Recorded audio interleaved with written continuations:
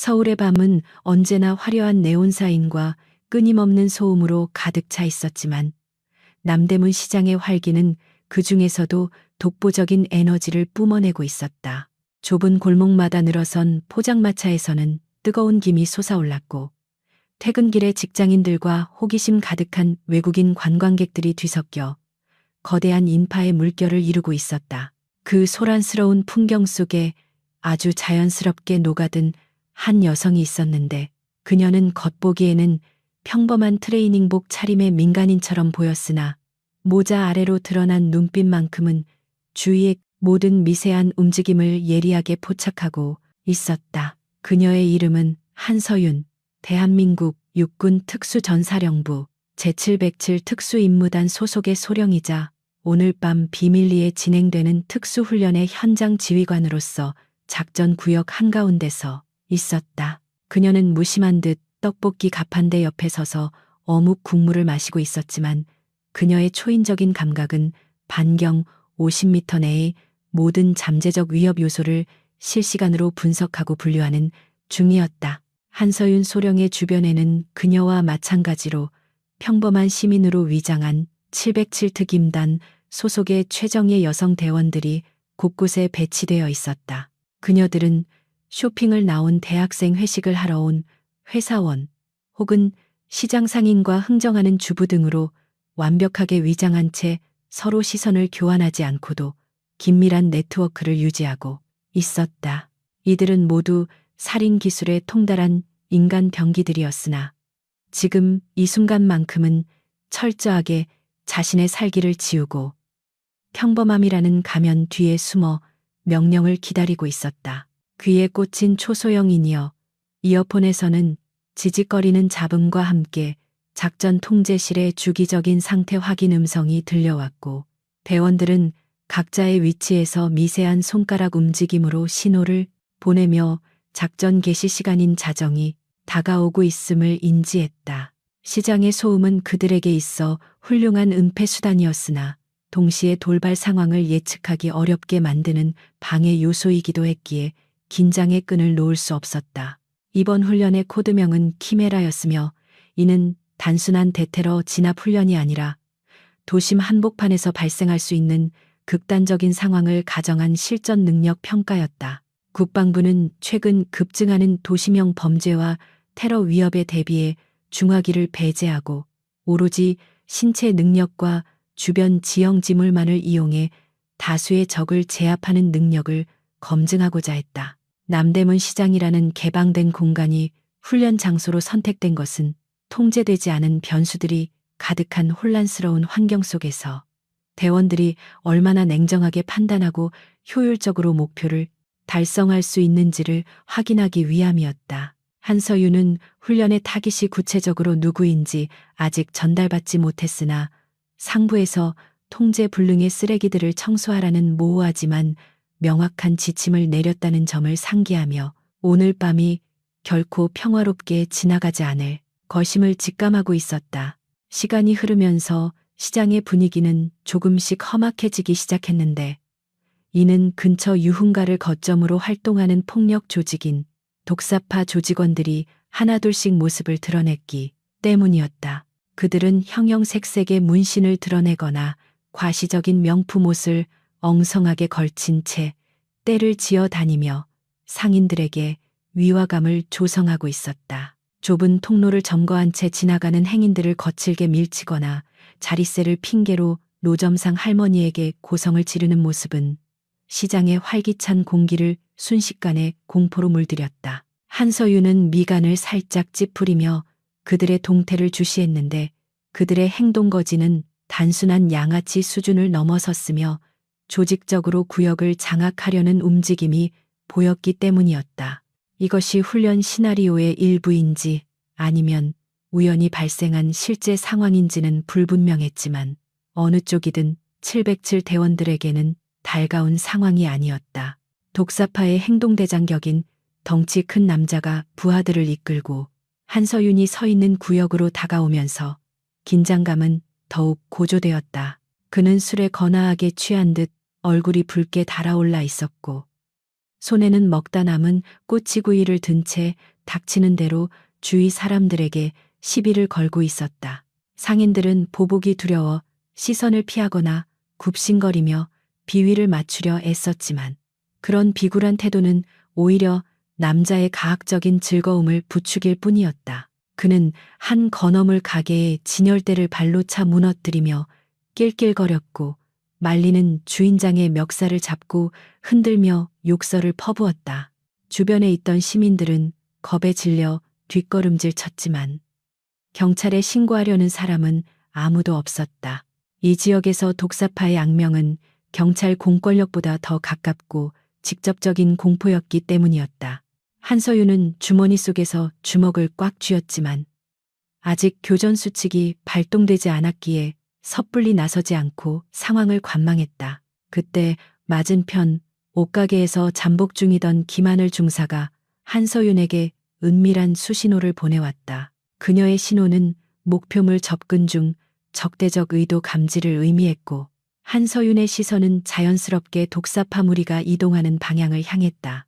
그들의 눈길이 멈춘 곳은 다름 아닌 민간인으로 위장한 채 335 모여있던 707 대원들이었다. 평소 훈련으로 다져진 대원들의 탄탄한 체격과 날카로운 분위기는 일반적인 여성들과는 확연히 달랐기에 본능적으로 강자를 알아보지 못하는 어리석은 하이에나들의 호기심을 자극한 것이었다. 독사파 조직원들은 음흉한 미소를 지으며 대원들을 향해 노골적인 시선을 던지기 시작했고 그들의 저급한 속삭임이 소음 속을 뚫고 한서윤의 귀에까지 들려왔다. 이것은 명백한 도발이었으나 대원들은 마치 그들이 존재하지 않는다는 듯 무시로 일관하며 철저한 프로의식을 유지하고 있었다. 독사파의 덩치 큰 행동대장은 대원들의 무관심한 태도가 마음에 들지 않는 듯 거친 숨을 내쉬며 성큼성큼 다가갔다. 그는 자신의 존재감을 과시하려는 듯 일부러 어깨를 크게 흔들며 걸었고 그의 뒤를 따르는 졸개들도 덩달아 킬킬거리며 분위기를 험악하게 만들었다. 행동대장은 대원 중 가장 키가 크고 눈에 띄는 이지수 대위의 앞을 가로막으며 삐딱하게 고개를 들이밀었다. 이지수 대위는 미동도 하지 않고 정면을 응시하고 있었지만 그녀의 전신 근육은 이미 폭발적인 반격을 가할 준비를 마친 상태였다. 그녀는 한서윤 소령의 명령이 떨어지기 전까지는 절대 먼저 움직이지 않는다는 철칙을 지키고 있었으나 그녀의 눈동자 깊은 곳에서는 차가운 경멸과 살기가 일렁이고 있었다. 시장의 소음이 일순간 잦아든 것처럼 느껴질 정도로 두 집단 사이에는 팽팽한 긴장감이 감돌았다. 행동대장은 이지수 대위의 단단한 어깨와 허벅지 라인을 훑어보며 입맛을 다셨고 이내 더러운 손을 뻗어 그녀의 팔뚝을 툭툭 건드렸다. 야 아가씨들 운동 좀 했나봐. 몸매가 아주 죽여주는데. 그의 목소리는 끈적하고 불쾌했으며 술 냄새와 담배 냄새가 섞인 악취가 풍겨왔다.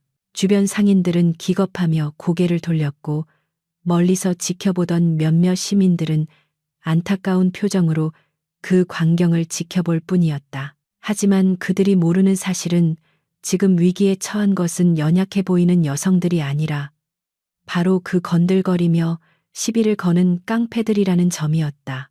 이지수 대위는 여전히 표정 변화 없이 그를 응시할 뿐이었고 그 침묵은 행동대장의 자존심을 긁어놓기에 충분했다. 그는 자신의 말이 무시당했다고 느끼자 얼굴을 붉히며 더욱 공격적인 태도를 취하기 시작했다. 한서윤 소령은 이니어를 통해 대원들에게 짧고 명료한 지시를 내렸다. 전 대원 대기, 아직은 아니다. 놈들이 선을 넘을 때까지 기다려라. 그녀의 목소리는 얼음장처럼 차가웠고 그 명령을 들은 대원들은 끓어오르는 분노를 억누르며 요동치는 심박수를 조절했다. 독사파 무리는 대원들이 겁을 먹어서 아무 말도 못한다고 착각하고는 더욱 기세등등해져서 원을 그리며 그녀들을 포위하기 시작했다. 그들은 입에 담지 못할 성적인 농담과 비하 발언을 서슴지 않으며 대원들을 조롱했고 일부는 대원들의 가방이나 옷자락을 잡아당기며 물리적인 접촉을 시도했다.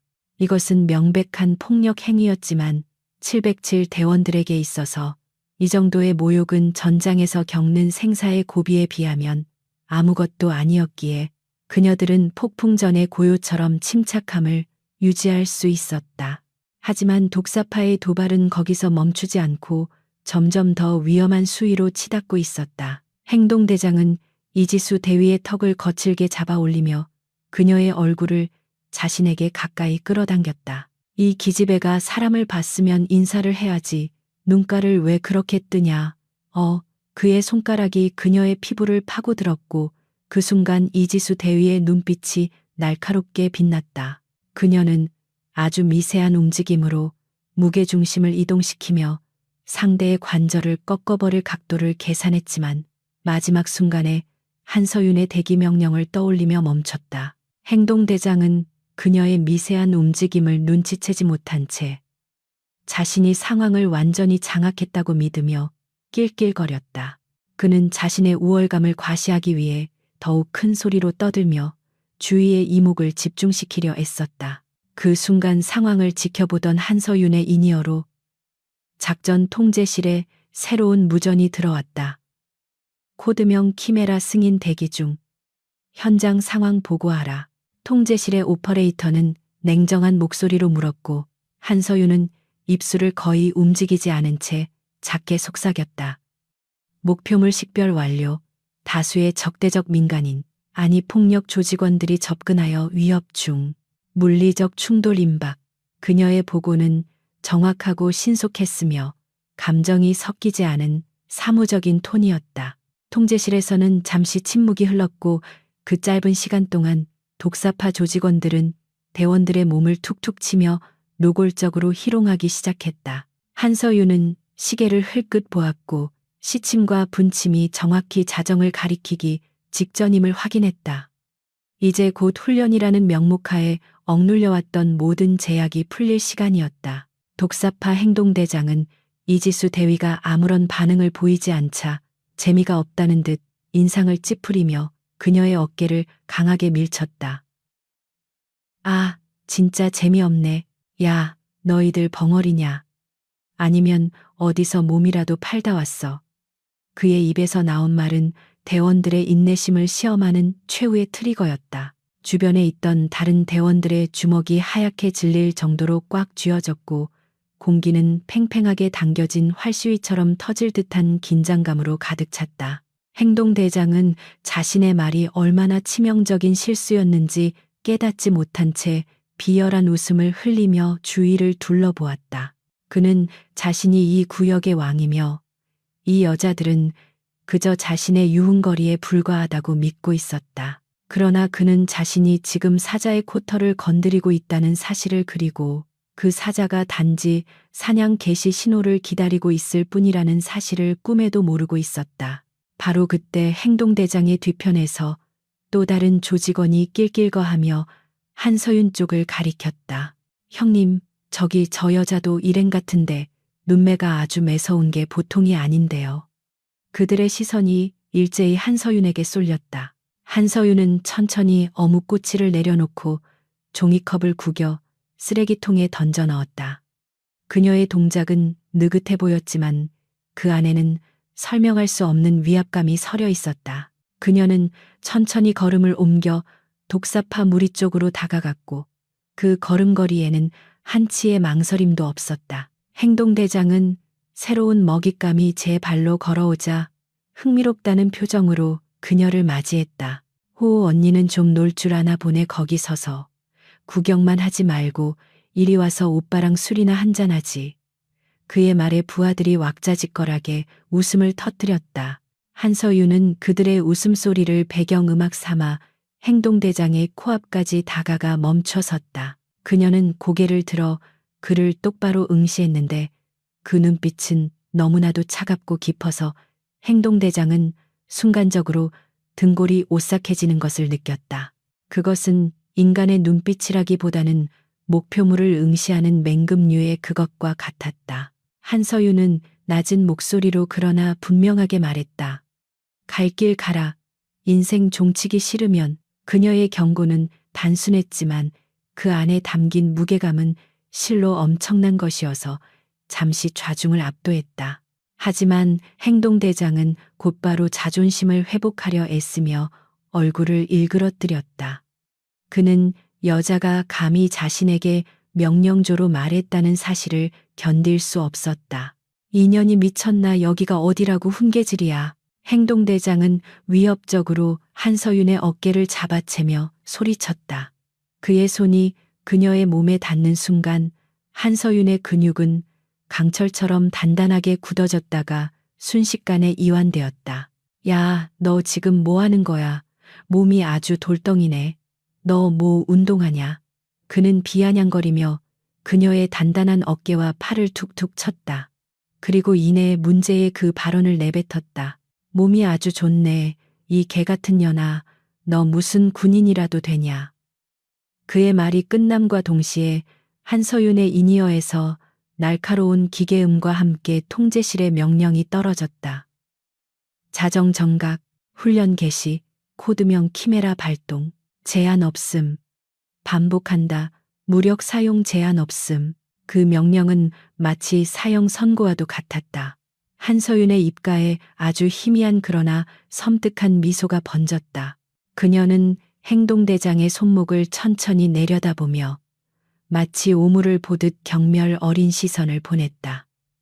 그래, 맞췄어. 그녀의 목소리는 이제 더 이상 민간인의 것이 아니었다. 그것은 전장의 지휘관이 내뱉는 선전포고였다. 주변의 대원들 역시 동시에 자세를 바꾸며 살기를 드러내기 시작했다. 시장의 소음은 여전했지만 독사파 조직원들은 갑자기 공기가 무거워진 것을 느끼며 본능적인 공포를 감지했다. 하지만 이미 늦었다. 닫혀있던 지옥의 문이 열리고 있었고 그들은 제 발로 그 안으로 걸어 들어온 셈이었다. 행동대장은 한서윤의 태도 변화에 당황하여 뒷걸음질 치려 했으나 한서윤은 그의 손목을 낚아채며 무시무시한 악력으로 조여들었다. 으악, 비명소리가 터져 나오기도 전에 한서윤은 그의 팔을 비틀어 관절을 꺾어버렸다. 군인 맞는데 어쩔래. 그녀의 말이 끝남과 동시에 주변에 있던 이지수 대위와 김하늘 중사를 비롯한 707 대원들이 일제히 움직였다. 그것은 마치 미리 짜여진 안무처럼 완벽하고 신속한 동작이었다. 둔탁한 타격음과 뼈가 부러지는 소리가 시장의 소음을 뚫고 울려 퍼지기 시작했다. 훈련은 시작되었고 남대문 시장은 이제 단순한 장터가 아닌 오만함에 대한 처절한 심판이 내려지는 처형장으로 변모하고 있었다. 한서윤 소령의 손에 의해 행동대장의 손목이 기괴한 각도로 꺾이는 순간 시장의 소음은 날카로운 비명소리에 묻혀버렸다. 뼈가 부러지는 섬뜩한 파열음은 주변 상인들과 구경꾼들의 등골을 오싹하게 만들기에 충분했고 방금 전까지 기세등등하게 떠들어대던 독사파 조직원들의 얼굴에는 당혹감이 번져나갔다. 그들은 자신들의 리더가, 그것도 이 구역에서 주먹 좀 쓴다는 남자가 가리퍼 보이는 여성의 한 손에 의해 무력화되었다는 사실을 뇌가 받아들이지 못하고 있었다.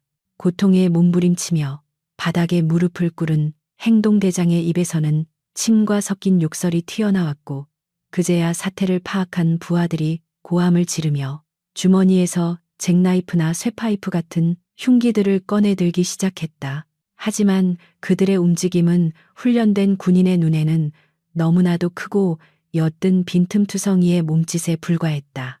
행동대장은 부러진 손목을 부여잡고 비틀거리며 일어서려 했지만 극심한 통증으로 인해 다리가 풀려 다시 주저앉고 말았다. 그의 눈은 분노와 수치심으로 붉게 충혈되어 있었고 이마에서는 식은땀이 비오듯 쏟아지고 있었다. 그는 자신이 여자에게, 그것도 많은 사람들이 보는 앞에서 제압당했다는 사실이 주는 모멸감을 견딜 수 없었다. 으아악이, 미친년이야. 뭐 하고 있어. 다 죽여. 전현들 다 죽여버려. 그의 악에 바친 고함 소리가 시장 통로를 울렸고 그 명령은 마치 굶주린 들개떼에게 던져진 고기 조각처럼 조직원들의 이성을 마비시켰다. 그들은 앞다퉈 한서윤과 대원들을 향해 달려들었지만 그들의 눈에는 더 이상 여자가 아닌 제거해야 할 적만이 비칠 뿐이었다.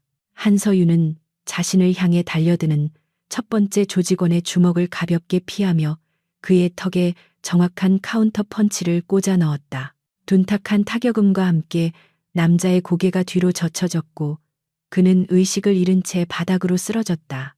그녀의 움직임에는 불필요한 힘이 전혀 들어가지 않았으며 호흡조차 흐트러지지 않은 상태였다. 그녀는 쓰러진 남자의 몸을 방패 삼아 뒤이어 날아오는 쇠파이프 공격을 막아냈고 동시에 상대의 오금을 걷어차 균형을 무너뜨렸다. 이것은 단순한 싸움이 아니었다. 그것은 수천 번의 반복 훈련을 통해 근육에 새겨진 자동 반응이었으며 살상을 목적으로 설계된 효율적인 전투 기술의 시연이었다.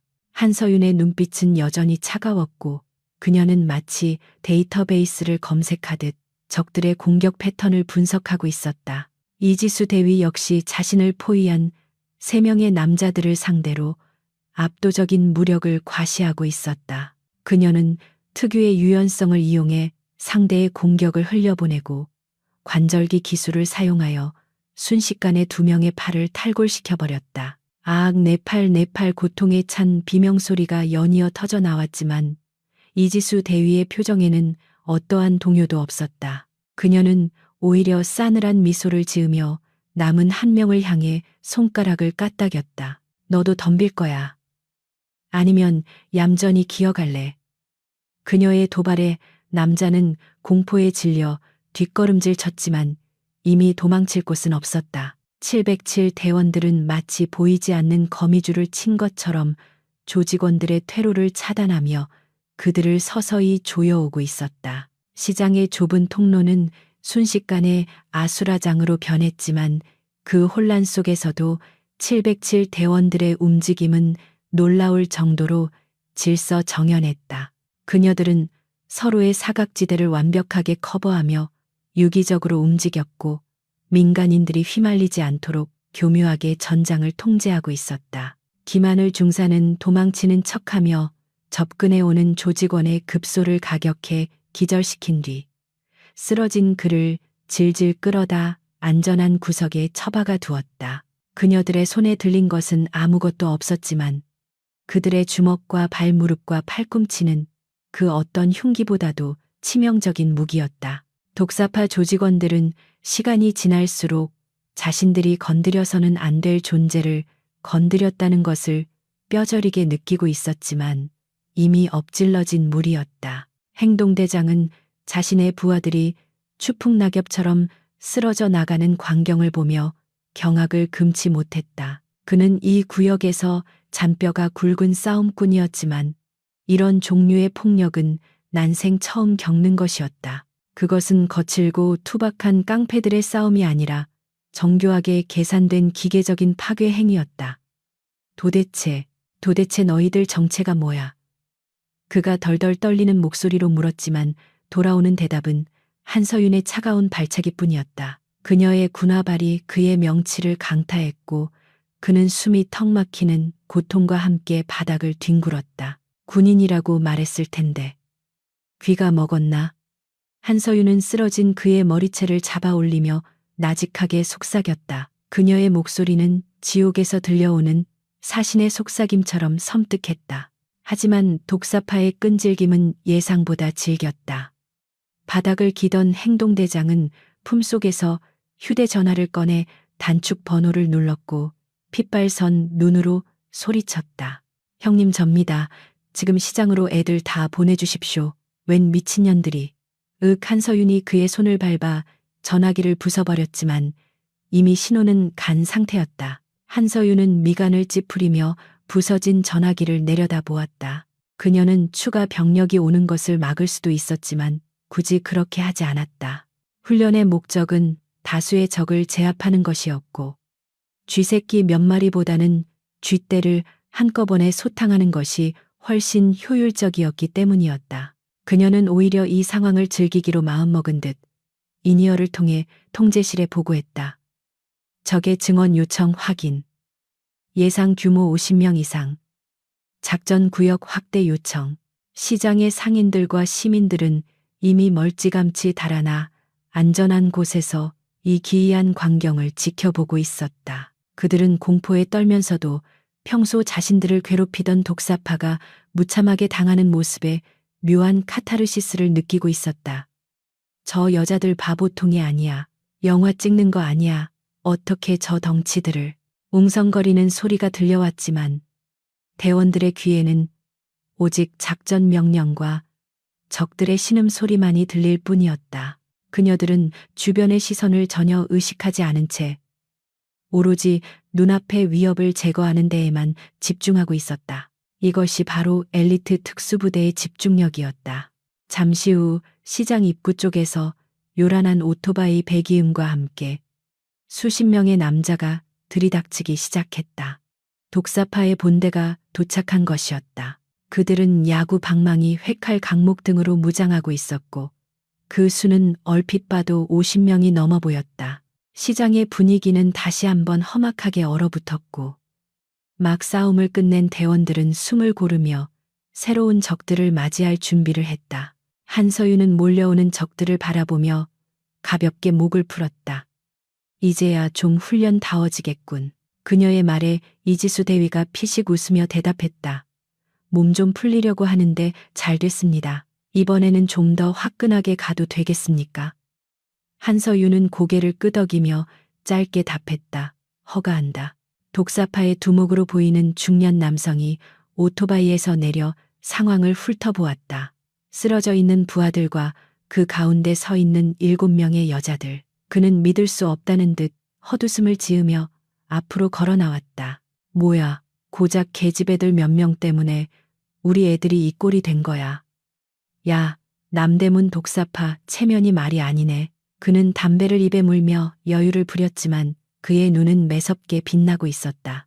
그는 본능적으로 저 여자들이 평범하지 않다는 것을 감지했지만 수적 우위가 자신에게 있다고 확신하고 있었다. 그는 자신의 뒤에 도열한 수십 명의 부하들을 믿고 거만하게 턱을 치켜들었다. 야, 다리가 후들거려서 서 있기도 힘들지. 지금이라도 무릎 꿇고 빌면 예쁘게 봐줄 수도 있는데 말이야. 한서윤은 두목의 허세 가득한 말을 들으며 속으로 비웃음을 삼켰다.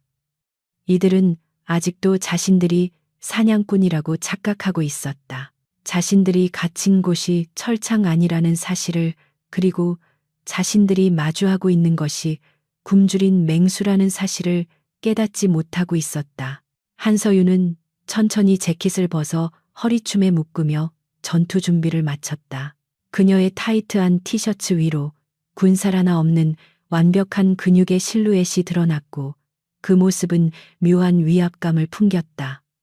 무릎을 꿇어야 할 건 너희들이다. 그녀의 목소리는 낮지만 또렷하게 시장 전체에 울려 퍼졌다. 그리고 지금부터는 빌어도 소용없을 거야. 그때 시장의 스피커에서 찢어지는 듯한 사이렌 소리가 울리기 시작했다. 그것은 민방위 훈련 경보도 화재 경보도 아니었다. 그것은 오직 707특임단 대원들만이 알고 있는 신호, 바로 전면전 개시를 알리는 신호였다. 동시에 시장의 모든 출입구에 설치된 셔터가 굉음을 내며 내려오기 시작했다. 쿵, 쿵, 쿵. 육중한 철문이 바닥에 닿는 소리가 들릴 때마다 독사파 조직원들의 얼굴은 조금씩 창백해져 갔다. 외부와의 단절, 퇴로는 차단되었다. 이제 이곳은 누구도 들어올 수 없고 누구도 나갈 수 없는 완벽한 밀실이 되었다. 셔터가 완전히 닫히고 시장 안에 정적이 흐르자 한서윤은 두목을 향해 천천히 걸어갔다. 그녀의 뒤로 대원들이 부채꼴 모양으로 펼쳐지며 진영을 갖췄다. 어둠이 깔린 시장 안 희미한 가로등 불빛 아래 서 있는 그녀들의 모습은 마치 지옥에서 온 사자들처럼 보였다. 두목은 입에 물고 있던 담배를 떨어뜨리며 뒷걸음질 쳤다. 무언가 크게 잘못되었다는 것을 그제야 깨달은 것이었다. 뭐야. 문은 왜 닫는 거야? 그의 떨리는 목소리에 한서윤이 차갑게 대답했다. 너희들이 도망치지 못하게 하려고. 훈련 재료가 도망가면 곤란하거든. 그녀의 눈빛이 붉게 빛나는 것처럼 보인 것은 착각이었을까? 이제 남대문 시장은 거대한 옥타곤으로 변했다. 규칙은 없었다. 심판도 없었다. 오직 강한 자만이 살아남는 야생의 법칙만이 존재할 뿐이었다. 한서유는 손가락 관절을 꺾으며 마지막 경고를 보냈다. 3초 준다. 무기를 버리든지 아니면 그 무기로 지옥을 경험하든지. 하나 둘 셋. 숫자를 세는 소리가 끝남과 동시에 멈춰있던 시간이 다시 흐르기 시작했다. 그리고 이번에는 이전과는 비교도 안 될 만큼 거대하고 참혹한 폭풍이 몰아칠 준비를 하고 있었다. 독사파는 자신들이 건드린 것이 벌집이 아니라 잠자고 있던 용의 영린이었음을 뼈저리게 후회하게 될 것이었다. 거대한 강철 셔터가 바닥에 내리꽂히며낸 굉음은 시장 전체를 뒤흔들었고 그 소리의 여우는 독사파 조직원들의 심장 깊숙한 곳까지 파고들어 알 수 없는 공포를 심어주었다.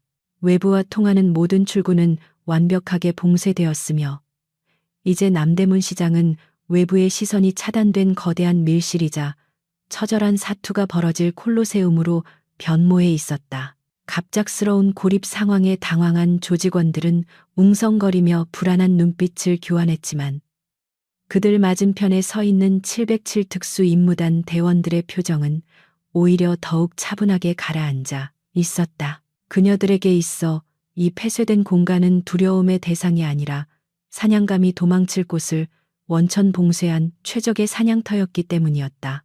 시장 천장에 매달린 낡은 형광등만이 불안하게 깜빡거리며 곧 벌어질 피해 축제를 예고하듯 기괴한 그림자를 들이우고 있었다. 한서윤 소령은 이니어를 통해 들려오는 작전 통제실의 최종 승인 코드를 확인하며 깊은 숨을 들이마셨는데 그것은 폐부 깊숙한 곳까지 차가운 살기를 채워넣는 의식과도 같았다.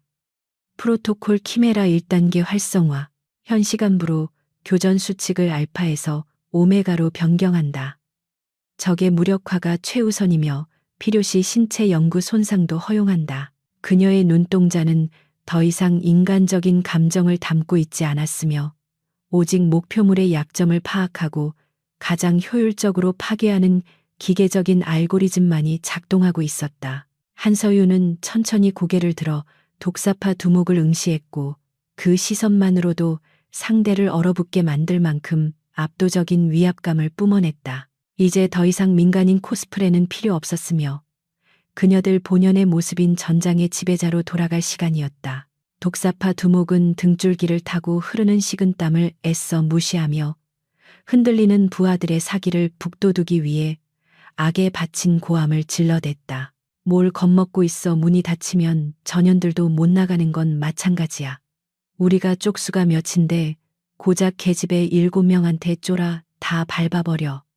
그의 외침은 공포를 감추기 위한 허세에 불과했지만 단순 무식한 조직원들에게는 다시금 폭력성을 자극하는 촉매제가 되었다. 그들은 숫자의 우위가 곧 승리를 의미한다고 굳게 믿고 있었기에 셔터가 닫힌 공포를 분노로 치환하여 괴성을 지르며 일제히 대원들을 향해 돌진하기 시작했다. 50여 명의 건장한 남성들이 좁은 시장 통로를 가득 메우며 달려드는 모습은 마치 거대한 쓰나미가 몰려오는 듯한 위협적인 장관을 연출했다.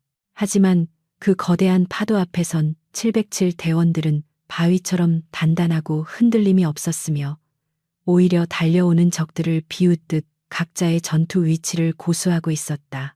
선두에 선 이지수 대위는 가장 먼저 달려드는 조직원의 야구 방망이를 맨손으로 받아내는 기행을 선보였는데 그녀는 방망이를 잡은 손목을 비틀어 빼앗음과 동시에 상대의 턱을 으스러뜨릴 듯한 기세로 가격했다. 가는 외마디 비명과 함께 남자가 나가떨어지자 이지수 대위는 빼앗은 방망이를 가볍게 돌리며 다음 상대를 향해 씩 웃어 보였다. 그녀의 움직임은 너무나도 빠르고 간결해서 뒤이어 달려오던 조직원들은 자신들의 동료가 어떻게 당했는지조차 제대로 파악하지 못하고 우왕좌왕할 뿐이었다. 이것은 단순한 싸움이 아니라 차원이 다른 무력의 충돌이었다.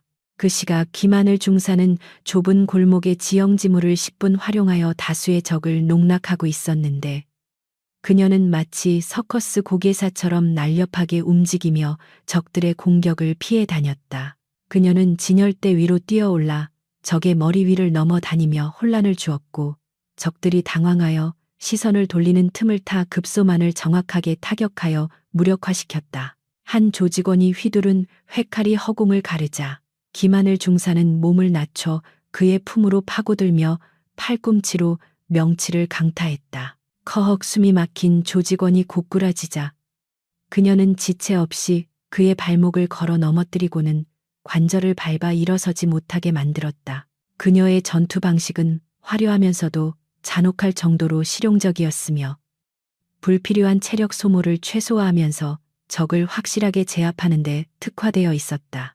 한서윤 소령은 전장의 한가운데에 서서 몰려드는 적들을 마치 춤을 추듯 우아하고 치명적인 동작으로 요리하고 있었다. 그녀는 상대의 힘을 역이용하는 유술과 타격기를 적절히 섞어 사용했는데 그녀의 손끝이 닿는 곳마다 뼈가 부러지거나 근육이 파열되는 소리가 들려왔다.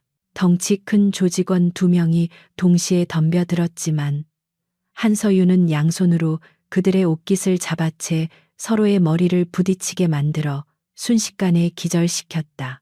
그녀의 표정은 여전히 무심했고 호흡 하나 흐트러지지 않은 채 다음 타깃을 찾아 시선을 옮겼다.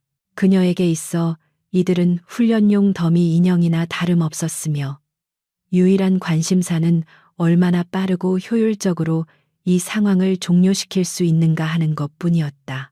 독사파 조직원들은 자신들의 공격이 전혀 먹혀들지 않는다는 사실에 경악하며 점차 패닉 상태에 빠져들기 시작했다. 그들이 휘두르는 무기는 허공을 가르거나 대원들의 단단한 방어에 막혀 무용지물이 되었고 반대로 대원들의 반격은 한 번 허용할 때마다 뼈저린 고통과 함께 전투 불능 상태를 초래했다. 바닥에는 이미 신음하며 뒹구는 조직원들이 즐비했고 피 냄새와 비릿한 땀 냄새가 시장 안에 진동하기 시작했다. 이게 뭐야? 저것들 사람 아니야. 누군가 공포에 질린 목소리로 외쳤고 그 말은 전염병처럼 번져나가 독사파에 굳건했던 대열을 무너뜨리기 시작했다. 그들은 이제야 자신들이 맹수굴에 제 발로 들어왔다는 것을 깨닫고 뒷걸음질 치기 시작했다. 하지만 한서윤은 그들이 도망칠 기회조차 주지 않을 작정이었는데 그녀는 손가락 2개를 펴서 대원들에게 공격적인 포위 전형으로 전환하라는 신호를 보냈다. 신호를 받은 대원들은 산계에 있던 대형을 좁히며 도망치려는 조직원들을 구석으로 몰아넣기 시작했고 그 움직임은 마치 양떼를 모는 노련한 목양견들처럼 조직적이고 빈틈이 없었다. 조직원들은 필사적으로 저항해보려 했지만 707 대원들의 완벽한 팀워크 앞에서는 속수무책이었다. 한 명이 공격을 막으면 다른 한 명이 빈틈을 찌르는 연계 플레이에 조직원들은 추풍낙엽처럼 쓰러져 나갔다. 시장 통로 곳곳에 널려있던 상품들이 박살나고 집기들이 부서지면서 현장은 아수라장으로 변해갔지만 대원들의 전진은 멈추지 않았다. 독사파 두목은 자신의 부하들이 처참하게 유린당하는 광경을 멍하니 바라보며 현실을 부정하고 싶어 했다. 그는 이 구역의 절대자였고 폭력으로 모든 것을 해결해온 사람이었지만 지금 눈앞에서 벌어지는 폭력은 자신의 이해 범주를 넘어서는 것이었다. 그것은 감정이 배제된 순수한 파괴행위였고 압도적인 힘의 차이가 만들어낸 일방적인 학살이었다. 그는 자신의 손에 들린 잭나이프가 얼마나 초라해 보이는지 깨닫고는 분노 대신 깊은 무력감을 느꼈다. 하지만 살아남기 위해서는 무엇이라도 해야 했기에 그는 남은 부하들에게 고함을 질러대며 최후의 발악을 시도했다. 물러서지 마. 밀리면 다 죽어. 적이 창고 쪽으로 유인해 좁은 곳에서 한 명씩 조져. 두목의 명령은 절망적인 상황에서 나온 임기응변이었지만 탈운 통로보다는 좁고 복잡한 창고 구역이 그나마 승산이 있을 것이라는 본능적인 판단이었다. 남은 30여 명의 조직원들은 부상당한 동료들을 버려둔 채 시장 안쪽 깊숙한 곳에 위치한 냉동 창고 구역으로 도망치듯 후퇴하기 시작했다. 그곳은 미로처럼 복잡하고 어두워서 지리에 익숙하지 않은 외부인들에게는 불리한 장소였기 때문이다. 그들은 필사적으로 달리며 집기들을 넘어뜨려 대원들의 추격을 방해하려 애썼다. 셔터가 내려진 시장 안은 어두웠지만 창고 쪽은 빛이 거의 들지 않는 암흑천지였기에 그들은 어둠 속에 숨어 기습할 기회를 노리기로 한 것이다. 한서윤은 도망치는 쥐새끼들의 뒷모습을 바라보며 싸늘하게 웃었는데 적들이 스스로 더 깊은 덫으로 걸어 들어가는 꼴이 우스웠기 때문이다. 적들이 냉동창고 구역으로 이동 중. 야간 투시 장비는 없지만 상관없다. 어둠은 우리의 친구니까. 그녀는 인이어를 통해 대원들에게 짧게 상황을 전파했고 대원들은 말없이 고개를 끄덕이며 추격을 개시했다. 그녀들에게 있어 어둠 속에서의 전투는 기본 중의 기본이었으며 오히려 시야가 차단된 환경은 청각과 감각이 예민하게 발달한 특수부대원들에게 더 유리한 전장이었다. 한서윤은 바닥에 떨어진 쇠파이프 하나를 집어들며 그 묵직한 무게감을 손바닥으로 느꼈다. 시장의 중앙 통로는 이제 고통에 신음하는 부상자들로 가득 찼고 깨진 유리 조각과 엎어진 음식물들이 뒤섞여 난장판이 되어 있었다. 하지만 707 대원들은 그 혼란스러운 현장을 뒤로하고 마치 그림자처럼 소리 없이 어둠 속으로 스며들며 적들의 뒤를 쫓았다. 그녀들의 군화 소리는 기이할 정도로 들리지 않았고 그 침묵은 도망치는 조직원들에게 더 큰 공포를 안겨주었다. 보이지 않는 곳에서 언제 튀어나올지 모르는 죽음의 그림자. 그것이 바로 707 특임단이 적들에게 심어주는 진정한 공포였다. 창고 쪽으로 향하는 통로의 전등이 하나둘씩 꺼지기 시작했고 시장은 완전한 어둠에 잠기며 임하게 시작을 알렸다. 한서윤은 어둠 속에서 동공을 확장하며 주위의 미세한 소리에 집중했다. 거칠게 몰아쉬는 적들의 숨소리, 발을 끄는 소리, 덜그럭거리는 무기 소리가 선명하게 들려왔다. 그녀는 마치 먹잇감을 쫓는 표범처럼 몸을 낮추고 은밀하고 신속하게 이동했다. 자, 이제 술래잡기는 끝났다. 진짜 교육을 시작하지. 그녀의 속삭임은 어둠 속에 흩어졌지만 그 살기만큼은 명확하게 창고 쪽을 향하고 있었다.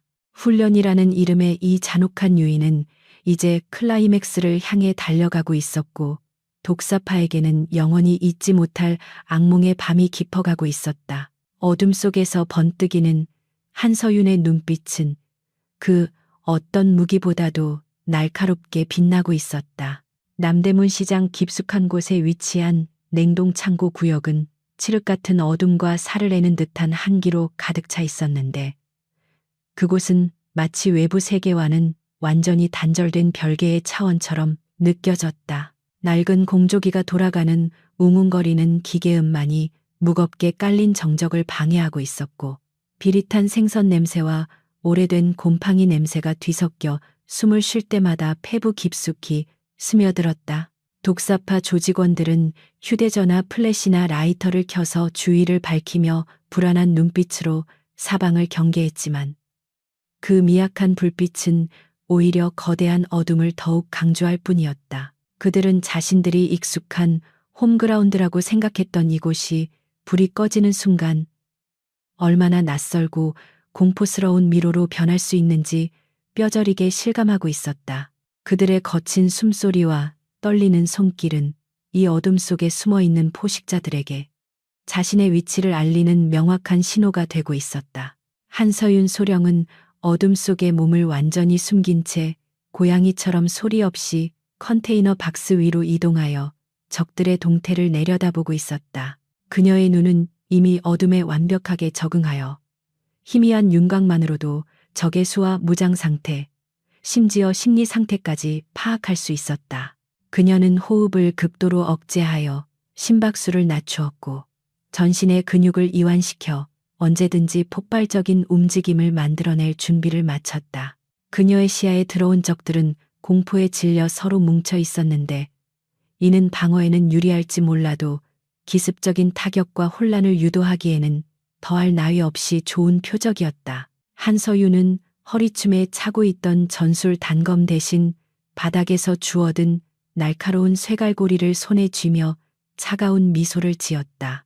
가장 먼저 희생양이 된 것은 무리의 맨 뒤에서 벌벌 떨며 주위를 두리번거리던 막내 조직원이었다. 어둠 속에서 불쑥 튀어나온 검은 그림자가 그의 입을 틀어막음과 동시에 목덜미를 강하게 가격하여 소리 지를 틈도 주지 않고 기절시켰다.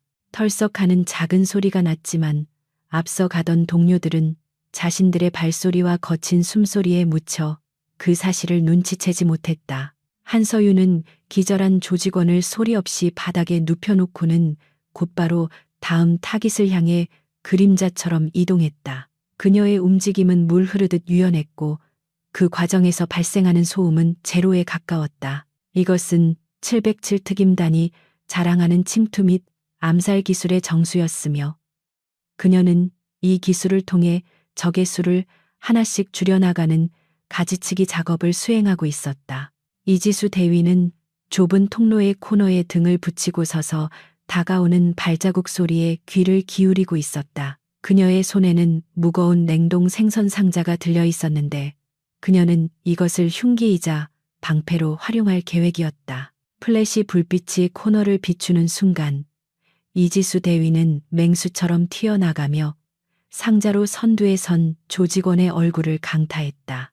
억하는 비명과 함께 남자가 뒤로 넘어지자 그녀는 지체 없이 파고들어 팔꿈치로 그의 관절을 찍어 눌렀다.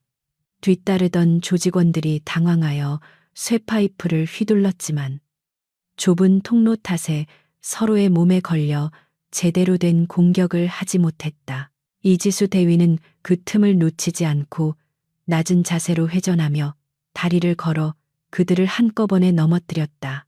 어둠 속에서 벌어지는 근접 격투, 즉 CQC, Close Quarters, 컴뱃 상황에서 707 대원들의 능력은 빛을 발했다. 김하늘 중사는 높은 선반 위에서 뛰어내리며 적의 어깨를 딛고 착지함과 동시에 허벅지 힘으로 목을 조르는 트라이앵글 초크 기술을 시전했다. 건장한 성인 남성조차 그녀의 다리 힘을 당해낼 수는 없었고 그는 컥컥거리며 흰자위를 보이다가 이내 축 늘어졌다. 김하늘 중사는 기절한 남자를 방패 삼아 다른 조직원들의 시야를 가린 뒤 재빠르게 품속으로 파고들어 명치와 턱을 연속으로 타격했다. 그녀의 타격점은 치명적이지는 않으나 극심한 고통과 함께 신체 마비를 일으키는 급소들이었기에 맞은 자들은 비명조차 지르지 못하고 바닥을 뒹굴어야 했다. 조직원들은 보이지 않는 적에 대한 공포로 인해 서서히 이성을 잃어가고 있었다. 어디야, 어디 숨었어, 나와 나오란 말이야. 한 조직원이 허공에 대고 잭나이프를 마구 휘두르며 고함을 질렀지만 돌아오는 것은 자신의 목소리가 울리는 메아리뿐이었다. 바로 그 순간 그의 뒤에서 차가운 손길이 느껴졌고 그는 소름 끼치는 전율과 함께 자신의 팔이 뒤로 꺾이는 것을 느꼈다. 여기 있다. 귓가에 들리는 나직한 목소리와 함께 우두둑하는 뼛소리가 났고 그는 고통에 찬 비명을 지르며 무너져 내렸다. 대원들은 적들의 공포심을 극대화하기 위해 일부러 모습을 드러내지 않고 청각적인 자극과 기습적인 타격을 반복하며 심리적인 압박을 가하고 있었다. 혼란이 가중되자 조직원들 사이에서는 오인 공격까지 발생하기 시작했다. 누군가 그림자를 보고 놀라 쇠파이프를 휘둘렀는데 그것이 하필이면 옆에 있던 동료의 머리를 가격하고 만 것이다. 야, 이 새끼야. 나야 눈 똑바로 안 뜨냐. 서로 욕설을 퍼붓고 멱살을 잡는 추태가 벌어졌고 그들의 결속력은 모래성처럼 무너져 내렸다.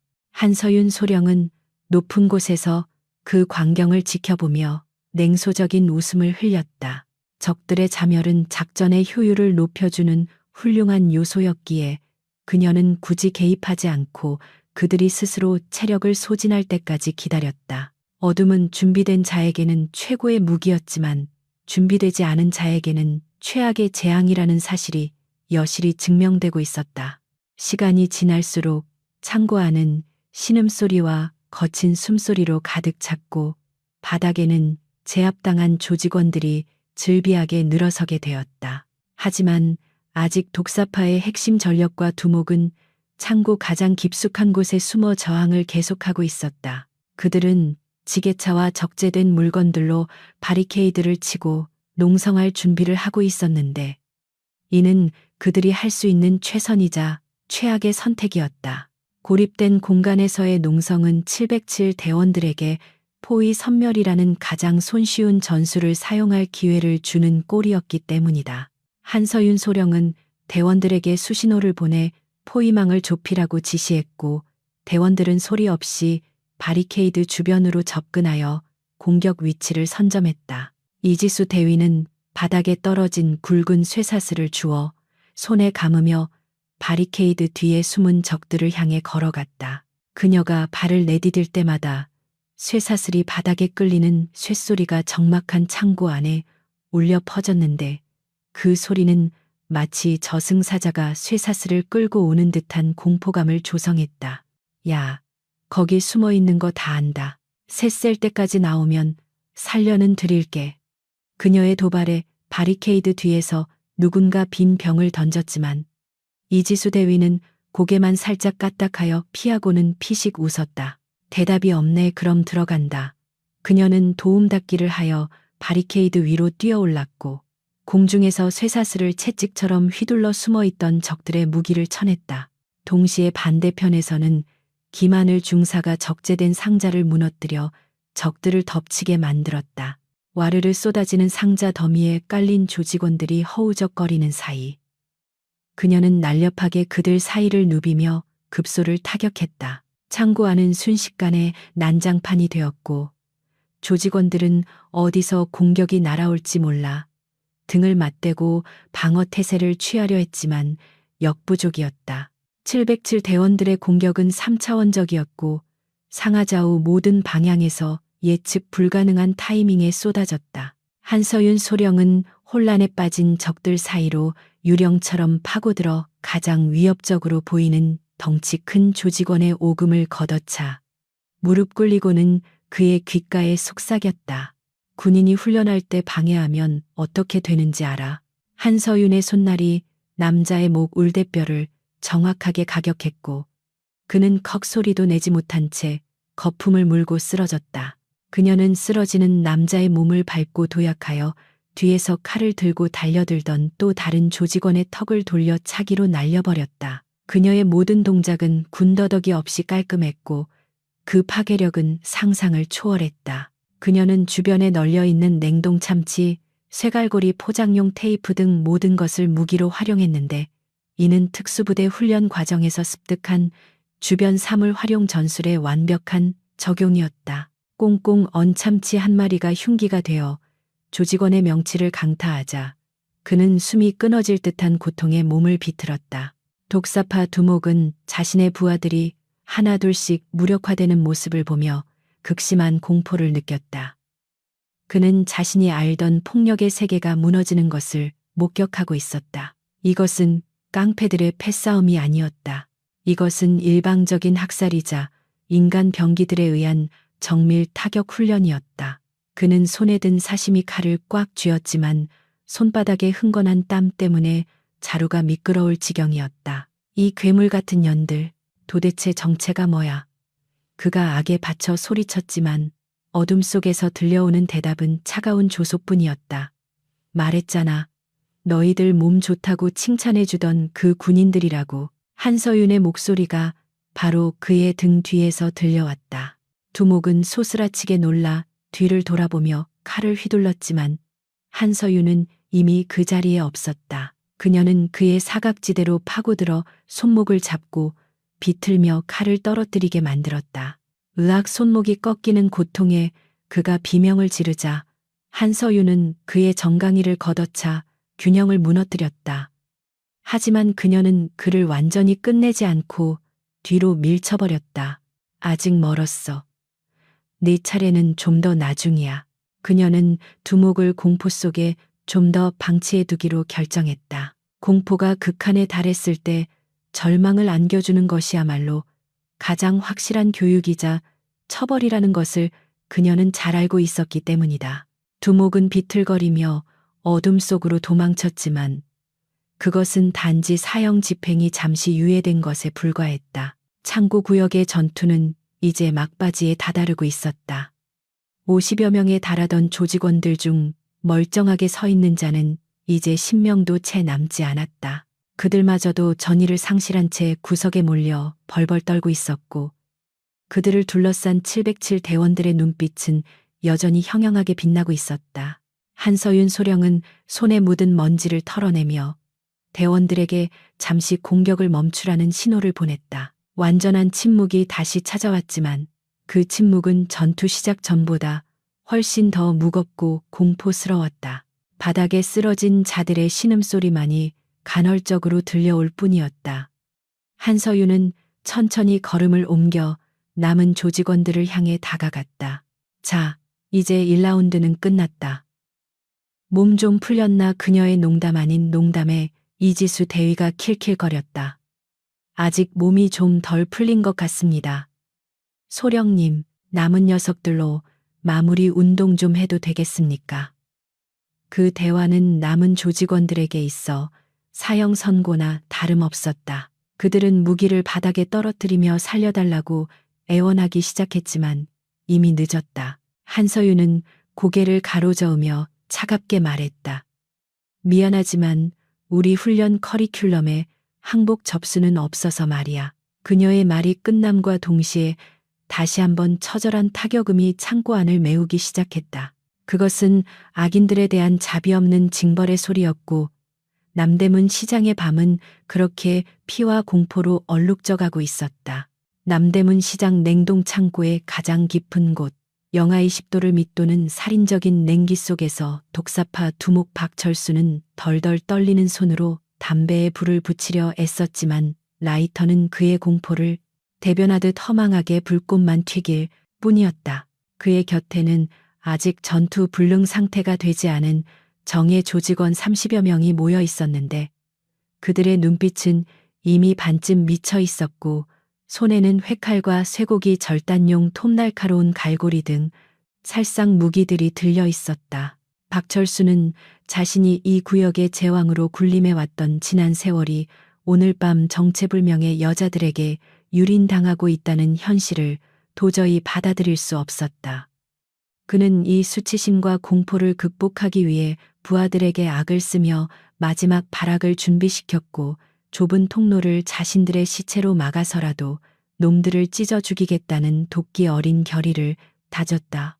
한서윤 소령은 창고 입구 쪽 어둠 속에 몸을 숨긴 채 적들이 전열을 재정비하고 흉기를 꺼내드는 모습을 냉정하게 관찰하고 있었다.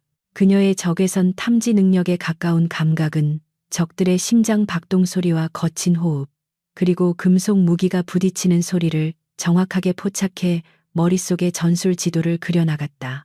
상황 변경, 적들 다수 흉기 소지 확인, 위협 등급 상향 조정.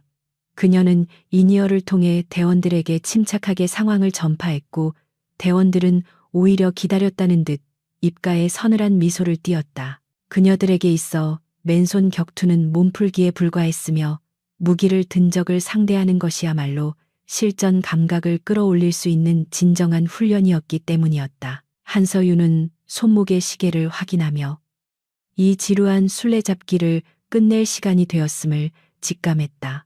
박철수의 고함 소리와 함께 독사파 정예 조직원들이 괴성을 지르며 좁은 통로를 따라 쏟아져 나오기 시작했다.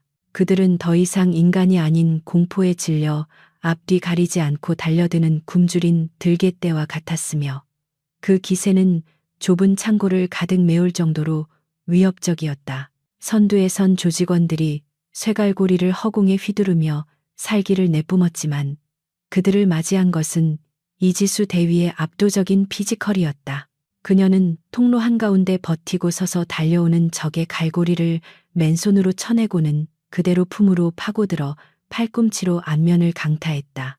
꺼져 그녀의 기합 소리와 함께 건장한 사내가 종이 인형처럼 날아갔고 그 충격으로 뒤따르던 조직원들이 도미노처럼 넘어지며 대열이 엉망이 되었다. 김하늘 중사는 적들의 시선이 이지수 대위에게 쏠린 틈을 타 냉동 선반 위를 빠르게 질주하며 적들의 머리 위에서 기습적인 공격을 퍼부었다. 그녀는 마치 중력을 거스르는 듯한 몸놀림으로 허공에서 회전하며 날카로운 발차기로 적들의 관자놀이와 턱을 정확하게 타격했다. 무기를 든 손을 노려 뼈를 부러뜨리고 균형을 잃은 적의 등 뒤로 돌아가 목을 조르는 그녀의 기술은 예술의 경지에 가까웠다. 조직원들은 허공에서 쏟아지는 공격에 속수무책으로 당하며 무기를 휘둘러 볼 기회조차 얻지 못하고 바닥에 쓰러졌다. 김하늘 중사의 움직임은 잔혹할 정도로 효율적이었고 그녀가 지나간 자리에는 고통에 신음하는 패배자들만이 남겨졌다. 한서윤 소령은 난전의 한가운데로 뛰어들며 가장 위협적인 무기를 든 중간 보스급 조직원을 타깃으로 삼았다.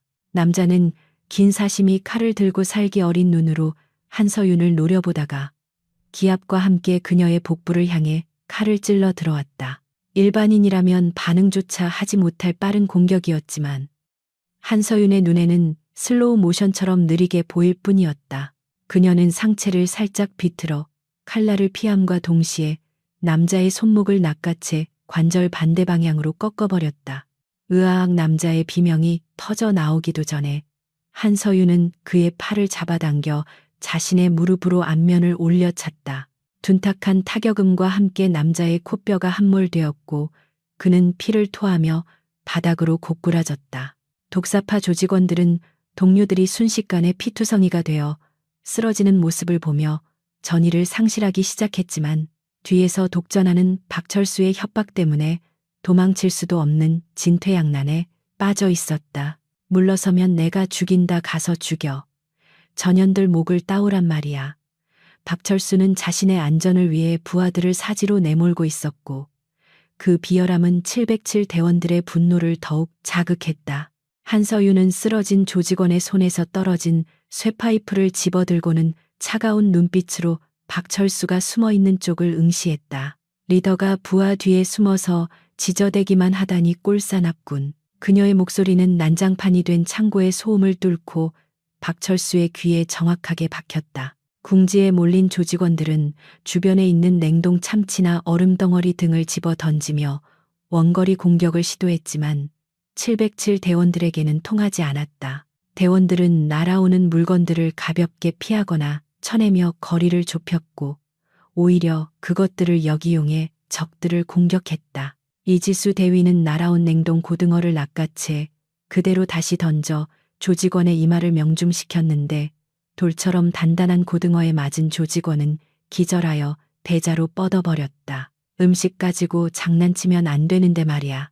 그녀는 킬킬거리며 바닥에 떨어진 쇠사슬을 다시 감아주고 남은 적들을 향해 성큼성큼 걸어갔다. 그녀의 압도적인 무력 앞에 조직원들은 오줌을 지릴 정도로 공포에 떨며 뒷걸음질 쳤다. 상황이 불리해지자 독사파의 한 조직원이 창고 구석에 있던 지게차에 올라타 시동을 걸었다. 그는 지게차에 거대한 포크를 앞세워 대원들을 밀어버릴 작정으로 엑셀을 밟았고 굉음과 함께 지게차가 돌진해 오자 대원들은 잠시 주춤하며 좌우로 산계했다. 다 밀어버려. 으하하하. 지게차를 운전하는 조직원은 광기에 휩싸여 웃어댔지만 그것은 자신의 무덤을 파는 행위였다. 한서윤은 지게차가 다가오는 타이밍을 정확히 계산하여 옆으로 피한 뒤 운전석으로 뛰어올라 열려있는 창문으로 조직원의 멱살을 잡고 밖으로 끌어냈다. 그녀의 악력에 목이 졸린 조직원은 컥컥거리며 바닥으로 내동댕이 쳐졌고 주인 잃은 지게차는 벽에 처박히며 멈춰섰다. 한서윤은 바닥에 쓰러진 지게차 운전자의 명치를 밟아 기절시킨 후 대원들에게 손짓하여 포위망을 완성하도록 지시했다. 이제 서 있는 적은 10명 남짓. 그들 모두가 부상을 입고 지쳐 있었지만 707 대원들은 땀방울 하나 흘리지 않은 채 쌩쌩한 모습이었다. 이것은 단순한 체력의 차이가 아니라 극한의 훈련을 통해 다져진 신체 능력과 정신력의 격차였다. 대원들은 천천히 그리고 확실하게 적들을 구석으로 몰아넣으며 그들의 숨통을 조여갔다. 창고 바닥은 깨진 얼음과 핏물로 붉게 물들기 시작했고 비릿한 피 냄새는 냉기의 차가움조차 덮어버릴 정도로 진동하고 있었다. 박철수는 자신의 최정예 부대마저 무너지는 것을 보며 다리에 힘이 풀려 주저앉고 말았다. 그는 자신이 평생 쌓아온 공포의 왕국이 단 하룻밤 만에 그것도 여자들에게 의해 무너져 내리는 것을 지켜봐야 했다. 이건 꿈이야. 말도 안 돼. 어떻게 인간이 저럴 수가 있어. 그가 중얼거리는 소리는 공허하게 허공을 맴돌았고 그의 곁을 지키던 마지막 경호원들조차 공포에 질려 칼을 떨어뜨리고 있었다. 하지만 한서유는 그들에게 자비를 베풀 생각이 없었다. 그녀는 대원들에게 눈짓으로 신호를 보냈고 대원들은 동시에 달려들어 남은 조직원들을 무자비하게 타격했다. 뼈가 부러지는 소리와 비명이 교향곡처럼 울려 퍼지며 독사파의 저항은 완전히 분쇄되었다. 창고 안은 이제 신음소리조차 잦아들고 무거운 침묵만이 감돌고 있었다. 한서유는 피 묻은 장갑을 벗어던지며 유일하게 멀쩡한 상태로 남아있는 박철수에게 천천히 걸어갔다. 그녀의 군화 발자국 소리는 박철수의 심장을 짓누르는 저승사자의 발소리와도 같았다. 자, 이제 네 차례다. 네가 믿던 부하들도 무기도 다 사라졌어. 남은 건 너와 나, 그리고 네가 저지른 죄값뿐이다. 한서윤의 목소리는 차분했지만 그 안에 담긴 살기는 창고 안의 냉기보다 훨씬 더 차갑고 날카로웠다. 박철수는 뒤로 기어가며 벽에 등을 기댔지만 더 이상 물러설 곳은 없었다. 박철수는 품에서 숨겨두었던 권총을 꺼내들며 최후의 발악을 시도했다. 오지마, 오면 쏜다. 다 죽여버릴 거야. 떨리는 손으로 총구를 겨눴지만 한서유는 눈 하나 깜짝하지 않고 계속해서 걸어왔다. 쏘려면 쏴봐. 하지만 그 총알이 내 몸에 박히기 전에 내 팔이 먼저 부러질 거라는 건 장담하지. 그녀의 자신감 넘치는 태도에 박철수는 압도되어 방아쇠를 당길 엄두조차 내지 못했다. 그는 총을 든 손을 덜덜 떨며 식은땀을 흘렸고 한서윤과의 거리는 점점 좁혀졌다. 이것은 단순한 무력의 대결이 아니라 기세와 정신력의 싸움이었고 승패는 이미 결정나 있었다. 한서윤은 박철수의 코앞까지 다가가 멈춰섰다. 총구는 그녀의 이마를 겨누고 있었지만 그녀의 눈빛은 총구보다 더 깊고 어두운 심연을 담고 있었다. 기회를 줬는데도 못 쏘는군. 겁쟁이. 그녀의 비웃음 섞인 말에 박철수는 이성을 잃고 소리치며 방아쇠를 당기려 했다. 하지만 그 순간 한서윤의 손이 빛의 속도로 움직였다. 타앙 총소리가 울려 퍼졌지만 총알은 천장을 뚫었고 박철수의 손목은 이미 끔찍한 각도로 꺾여 있었다. 아, 고통에 찬 비명과 함께 권총이 바닥에 떨어졌고 한서윤은 그대로 박철수의 멱살을 잡고 들어 올려 벽에 처박았다. 너 같은 쓰레기들은 항상 착각을 하지. 힘이 있으면 뭐든 할 수 있다고. 하지만 진짜 힘은 남을 짓밟는 게 아니라 지켜야 할 것을 지킬 때 나오는 거야. 한서윤은 고통스러워하는 박철수의 얼굴을 똑바로 응시하며 말했다. 그리고 오늘 밤 너는 네가 얼마나 하찮은 존재인지 뼈저리게 느끼게 될 거다. 그녀는 박철수를 바닥에 내던지고는 쓰러져 있는 그를 내려다보며 마지막 명령을 내렸다. 전 대원 잔당 소탕 완료. 목표물 확보. 2단계 종료. 이제 청소를 시작한다. 그녀의 말에 대원들은 일사불란하게 움직이며 쓰러진 조직원들을 한 곳으로 모으기 시작했다. 남대문 시장 냉동 창고는 이제 완벽한 심판의 장소가 되었다. 바닥을 흥건하게 적신 핏물은 조명 아래서 검붉게 빛났고 그 위로 쓰러진 수많은 범죄자들의 모습은 지옥도를 연상케 했다. 한서윤과 707 대원들은 그 참혹한 광경 속에서도 한 점의 흐트러짐 없이 서 있었으며 그녀들의 존재감은 이 공간을 완전히 지배하고 있었다. 박철수는 바닥에 엎드려 자신의 몰락을 실감하며 오열했지만 아무도 그에게 동정을 보내지 않았다. 밤은 아직 끝나지 않았고 그들에게 남은 것은 철저한 응징과 정의의 실현뿐이었다. 남대문 시장 냉동 창고의 바닥은 이제 녹아내린 얼음물과 독사파 조직원들이 흘린 선혈이 뒤섞여 비릿한 붉은 웅덩이를 이루고 있었다. 차가운 냉기 속에서도 피비린내는 지독하게 피어올라 코끝을 찔렀고 곳곳에서 들려오는 신음소리는 이곳이 현실 세계가 아닌 지옥의 한가운데임을 상기시켜 주었다. 한서윤 소령은 쓰러진 적들의 즐비한 시체, 아니 아직 숨은 붙어있는 육체들 사이를 걸으며 자신의 군화 밑창이 쩍쩍 달라붙는 것을 느꼈다.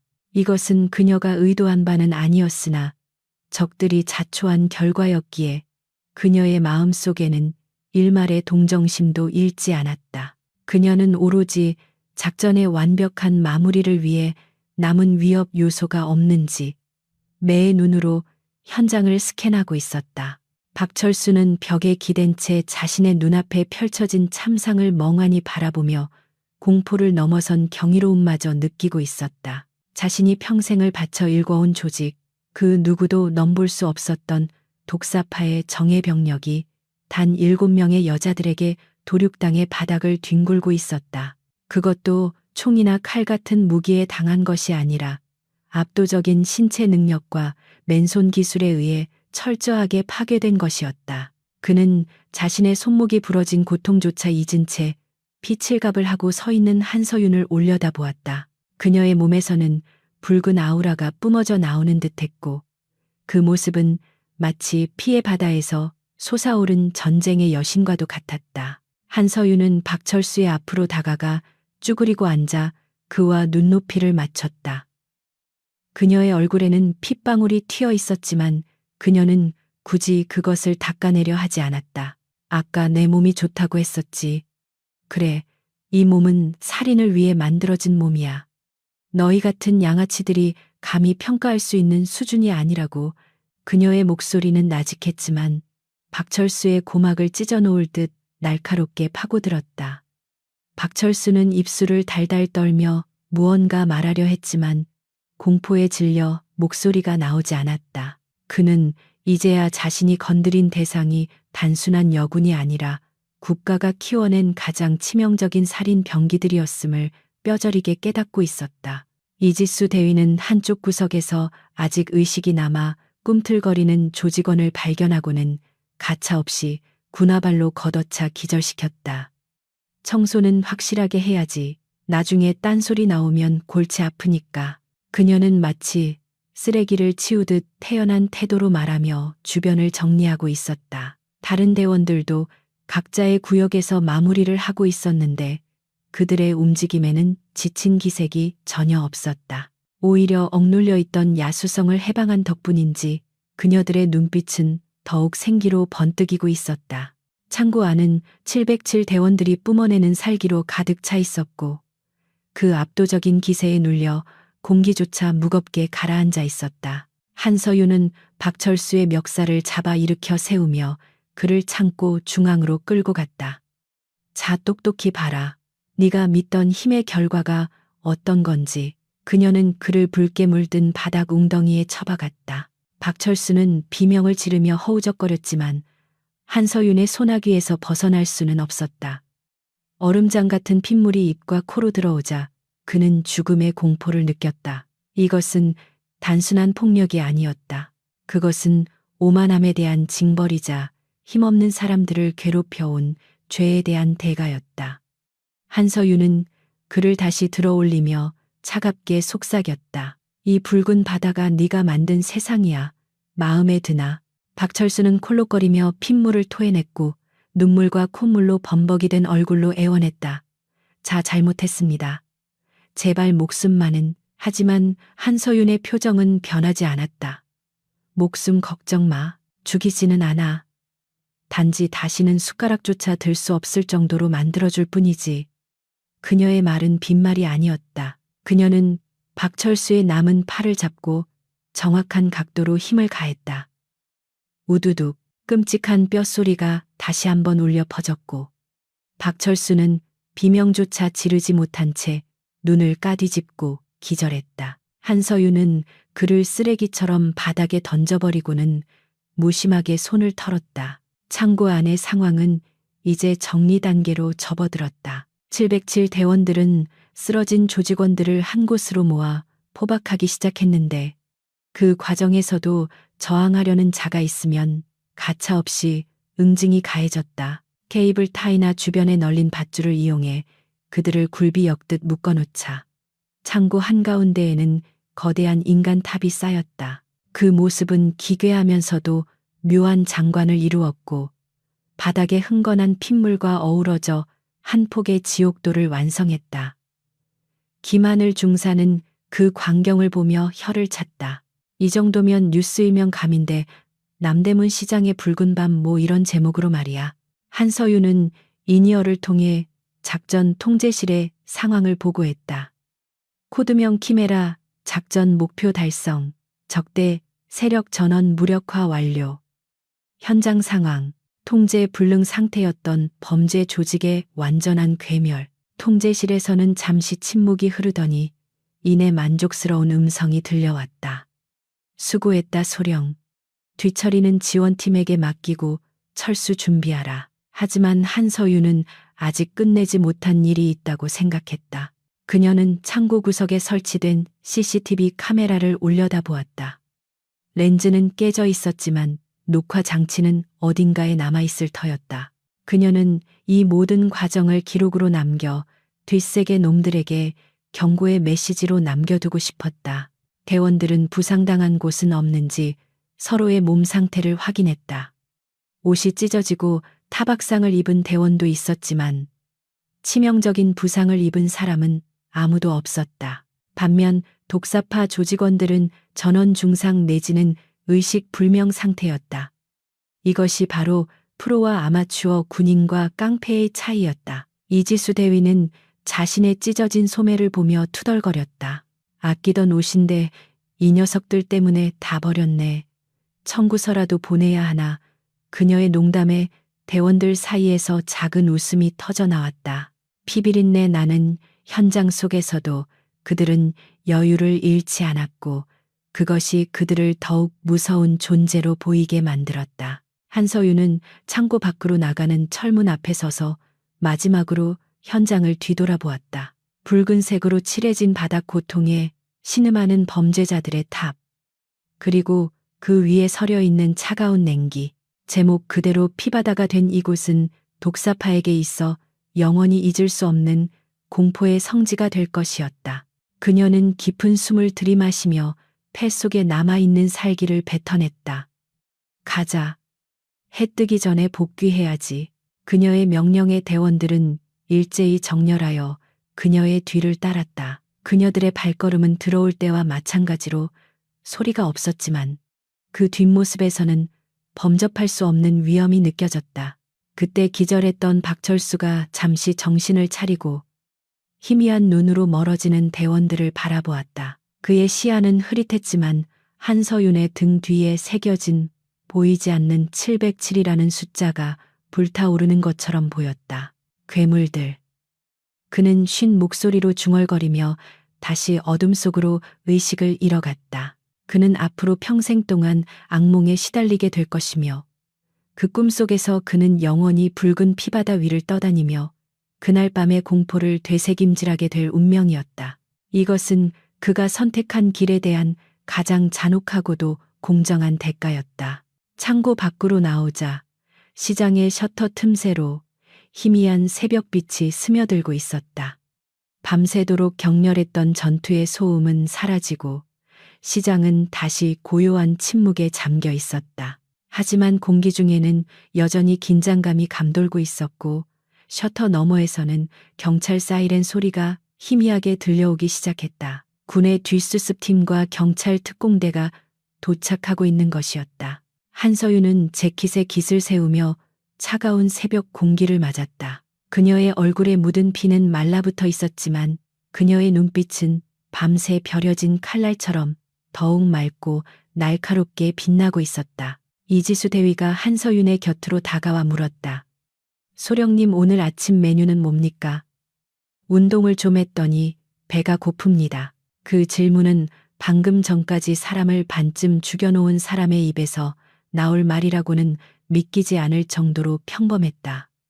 한서윤은 피식 웃으며 대답했다. 순대국밥, 어때의 붉은 국물로. 그녀의 농담에 대원들은 일제히 폭소를 터뜨렸다. 그녀들에게 있어 전장은 일상이었고 살인은 업무의 일환이었다.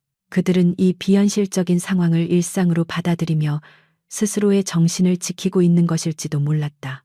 지원팀 차량이 시장 입구에 도착하고 검은색 승합차에서 정장을 입은 요원들이 내려 현장을 통제하기 시작했다. 그들은 창고 안의 참상을 보고 잠시 멈칫했지만 이내 프로답게 상황을 수습해 나갔다. 한서윤은 인계 절차를 마치고 대원들과 함께 준비된 차량에 탑승했다. 차문이 닫히고 그녀는 비로소 긴장을 풀고 좌석 깊숙이 몸을 묻었다. 창밖으로 스쳐 지나가는 서울의 풍경은 평화로워 보였지만 그녀는 알고 있었다. 이 평화가 누군가의 피와 땀 그리고 보이지 않는 희생 위에서 지켜지고 있다는 사실을. 차량은 남대문 시장을 빠져나가 강변북로를 향해 달렸다. 한서윤은 차창에 비친 자신의 얼굴을 바라보았다. 화장은 지워지고 피 얼룩이 묻어 있었지만 그 얼굴은 그 어느 때보다도 군인다워 보였다. 군인 맞는데 어쩔래. 그녀는 아까 했던 말을 속으로 되뇌며 씁쓸한 미소를 지었다. 세상 사람들은 그녀들의 존재를 모르거나 혹은 오해하고 있을지 모르지만 상관없었다. 그녀들은 그림자 속에서 묵묵히 자신의 임무를 수행할 뿐이었고 그것으로 충분했다. 오늘 밤의 피바다는 내일 아침이면 깨끗하게 치워지겠지만 그날 밤의 기억은 독사파 놈들의 뼛속 깊이 새겨져 다시는 고개를 들지 못하게 할 것이었다. 새벽의 여명이 밝아오면서 붉은 태양이 지평선 너머로 솟아오르기 시작했다. 그 붉은 빛은 창고 안의 피바다와 묘하게 겹쳐 보였지만 그 의미는 전혀 달랐다. 창고 안의 붉은색이 죽음과 파괴를 상징했다면 떠오르는 태양의 붉은색은 새로운 시작과 정의의 실현을 의미했다. 한서윤은 눈을 감고 잠시 휴식을 취했다. 그녀의 머릿속에서는 이미 다음 작전, 다음 훈련에 대한 구상이 떠오르고 있었다. 그녀에게 멈춤이란 없었다. 그녀는 대한민국 707 특수임무단의 대원이었고 그녀의 전쟁은 영원히 계속될 것이기 때문이었다.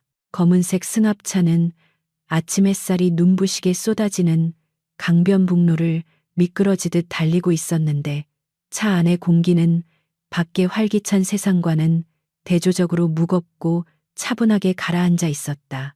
707 대원들은 좌석에 깊숙이 몸을 파묻은 채 밤새 곤두세웠던 신경을 천천히 이완시키며 창밖으로 스쳐 지나가는 서울의 평범한 일상을 바라보고 있었다.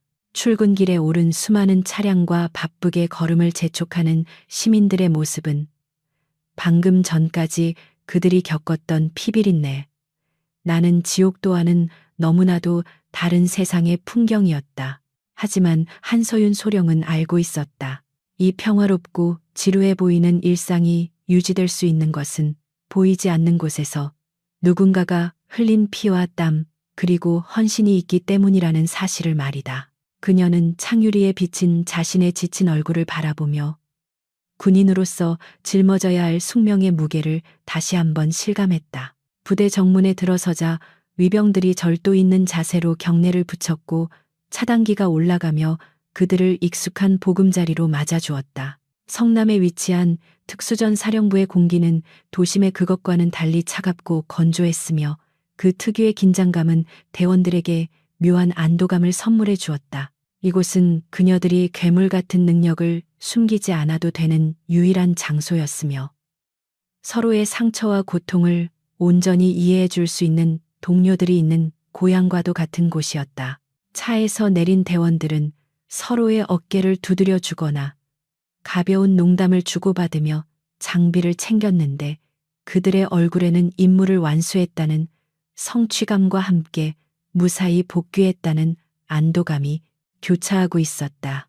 샤워실에서는 뜨거운 물줄기가 쏟아지며 대원들의 몸에 묻은 굳은 피와 먼지를 씻어내고 있었고 배수구로는 붉은 물이 소용돌이치며 사라지고 있었다.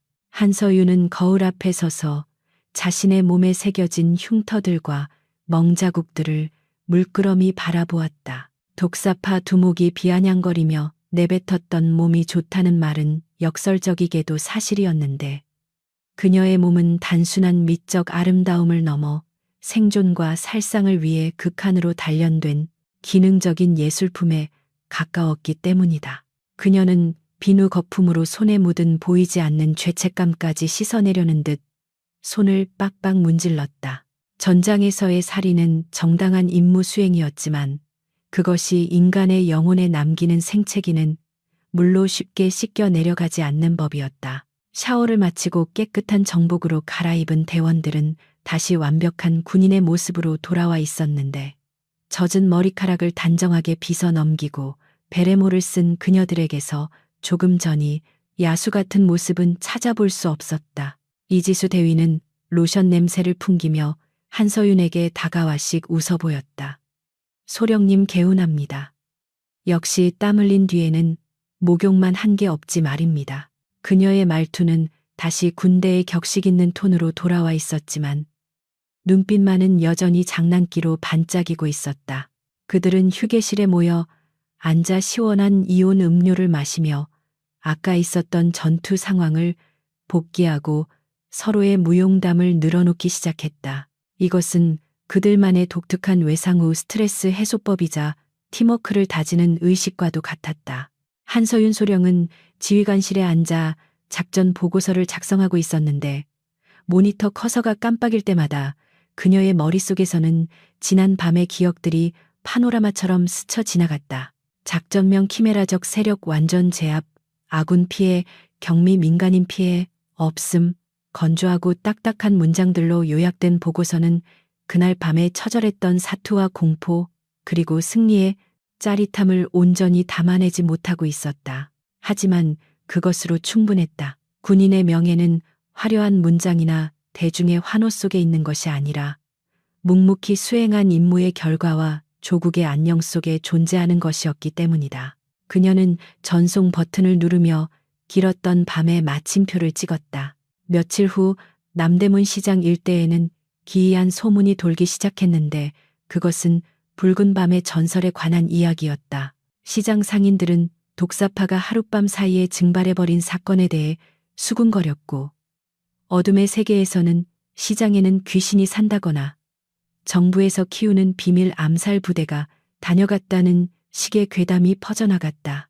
그 소문의 진실을 아는 사람은 아무도 없었지만 확실한 것은 그날 이후로 그 어떤 범죄 조직도 감히 남대문 시장에 얼씬거리지 못하게 되었다는 점이었다. 상인들은 다시 안심하고 장사를 할 수 있게 되었고 시장은 예전의 활기를 되찾았다. 707 대원들이 남기고 간 것은 공포가 아니라 그 공포를 통해 지켜낸 평화였다. 한서윤은 비번인 주말 오후 사복 차림으로 남대문 시장을 다시 찾았다. 그녀는 트렌치코트 깃을 세우고 선글라스를 낀 채 자신이 피칠갑을 하고 싸웠던 그 거리를 천천히 걸었다. 깨끗하게 치워진 거리에는 관광객들의 웃음소리와 호떡 굽는 냄새가 가득했고 그 어디에서도 그날 밤의 참혹한 흔적은 찾아볼 수 없었다. 그녀는 떡볶이 가판대 앞에 서서 어묵 국물을 마시며 평화롭게 웃고 있는 사람들을 바라보았다. 누군가는 그녀의 곁을 지나치며 힐끔거렸지만 아무도 그녀가 이 평화를 지켜낸 주인공이라는 사실을 알지 못했다. 그녀는 그 익명성이야말로 특수부대원에게 주어진 최고의 훈장이라고 생각했다. 그때 건장한 체격의 남자 몇 명이 지나가며 한서윤을 위아래로 훑어보고는 자기들끼리 쑥덕거렸다. 와, 저 여자 몸매 보소. 운동 좀 했나 본데. 그들의 말은 며칠 전 독사파 놈들이 했던 말과 비슷했지만 한서윤은 이번에는 화를 내거나 살기를 드러내지 않았다. 대신 그녀는 선글라스 너머로 희미한 미소를 지으며 속으로 중얼거렸다. 그래, 아주 잘 알지. 이 몸이 어떤 몸인지 궁금하면 덤벼보든가. 물론 그들은 그저 지나가는 행인일 뿐이었고 한서윤은 더 이상 그들에게 관심을 두지 않고 어묵꼬치를 내려놓았다. 그녀에게 있어 힘이란 과시하는 것이 아니라 필요할 때를 위해 감추어두는 칼날과 같은 것이었다. 시장을 빠져나오는 한서윤의 발걸음은 그 어느 때보다 가볍고 당당했다. 도심의 빌딩 숲 사이로 붉은 노을이 지고 있었고 그녀의 그림자는 길게 늘어져 거리를 덮었다. 그녀는 자신이 선택한 이 길이 비록 고독하고 험난할지라도 결코 후회하지 않을 것임을 확신했다.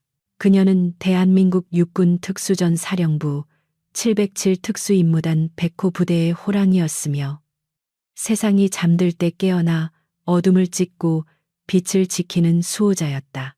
군인 맞는데 어쩔래 그 질문에 대한 대답은 이제 그녀의 존재 자체로 증명되고 있었다. 그녀는 옷깃을 여미며 인파 속으로 사라졌지만 그녀의 눈빛만은 언제나 깨어있는 맹수처럼 빛나고 있었다.